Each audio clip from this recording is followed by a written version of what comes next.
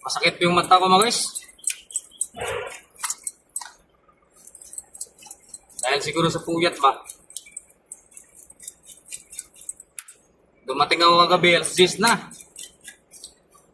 Matulog ako.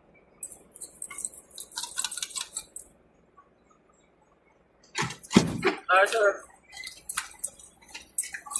Ar. Wala mo mga sunong ko ah.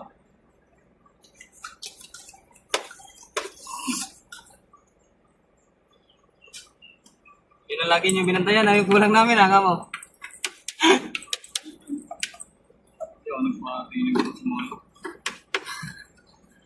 Yung kulang nyo lang binantayan namin ha.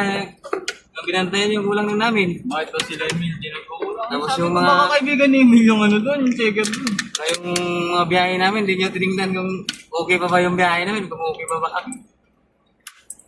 Ano, okay pa ba kayo sa biyahe nyo? Isa-isa na lang isang araw. Kawawa ng pit. Hindi yan. Pupalis. Tumalis ka pa ng madaling araw niya.